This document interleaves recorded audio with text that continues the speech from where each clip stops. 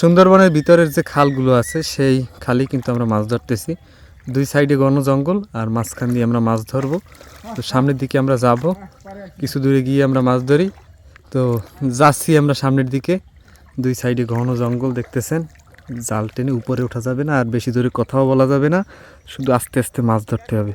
সুন্দরবনের এই সমস্ত খালে কিন্তু প্রচুর পরিমাণে মাছ থাকা সত্ত্বেও সেই মাছগুলো আমরা আসলে ধরতে পারি না, কারণ কিছু কিছু মানুষ এই সমস্ত জায়গায় আসলে এমনভাবে মাছ ধরে যার কারণে আসলে এই সমস্ত জায়গায় আর মাছই আসে না। এর জন্য আমরা আসলে সবসময় এইসব জায়গায় মাছও পাই না, তবে কিছু কিছু সময় এই সমস্ত খালে বেশ ভালো পরিমাণে মাছ পাওয়া যায়।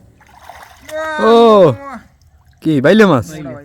ও, তো আপনারা দেখলেন আসলে পানির নিচে হাত দিলেই মাছ পাওয়া যায়। তো আমাদের দলে যখন লোকজন একটু বেশি থাকে তখন আমরা এই সমস্ত খালের ভিতরে মাছ ধরতে ঢুকে পড়ি। যেহেতু আজকের আমরা 3টে টিমে ভাগ হয়েছি, অর্থাৎ 3টে দলে বিভক্ত হয়ে জঙ্গলের একদম ভিতরে যে খালগুলো আছে সেই খালগুলোতে মাছ ধরতেছি। এইসব জায়গায় মাছ পাওয়া সত্ত্বেও আসলে সবসময় আমরা আসি না, কারণ হচ্ছে মামার ভয় থাকে, কারণ যে কোনো মুহূর্তে আসলে মামা চলে আসতে পারে। আরেকটা বিষয় হচ্ছে দিনের বেলা মামার বেশি একটা যাতায়াত থাকে না, যার জন্য আমরা মোটামুটি একদম যে খালের উপরের অংশ, অর্থাৎ যেই অংশটা নদীর সাথে সংযুক্ত সেই সমস্ত জায়গাগুলোতেই মাছ ধরি, একদম ভিতরে প্রবেশ করা হয় না। সবসময় আসলে চারদিকে খেয়াল রেখেই মাছ ধরতে হয়। তবে আমাদের দলে যে লোকজন থাকে তার বেশিরভাগ মানুষই আসলে উপরের দিকে খেয়াল রাখে, আর আমরা কিছু সংখ্যক মানুষ মাছ ধরে থাকি। তো সুন্দরবনে আমরা কিন্তু সবসময় এইভাবে মাছ ধরে থাকি। ব্যাগে কি আছে দেখাই আপনাদের। ব্যাগে হচ্ছে এই যে চিংড়ি মাছ, সেই সাথে আর অন্যান্য মাছ আছে। এই যে তো চিংড়ি মাছও জালে আছে, তো ভালো পরিমাণে মাছ আছে জালে। এই যে দেখেন চিংড়ি মাছ।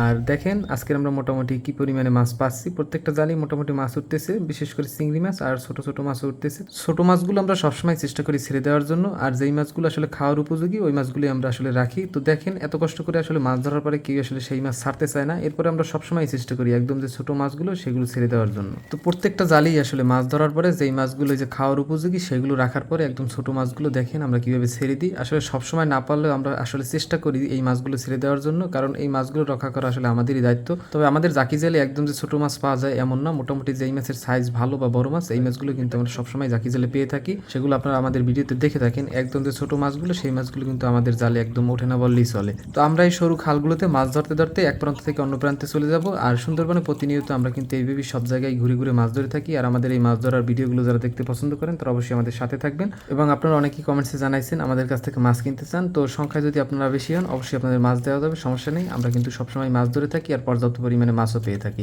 তো সুন্দরবনের এই সমস্ত ভিডিওগুলো যারা দেখতে পছন্দ করেন তারা অবশ্যই আমাদের সাথে থাকবেন। তো এতক্ষণ যারা ভিডিওটা দেখলেন সবাইকে অসংখ্য ধন্যবাদ।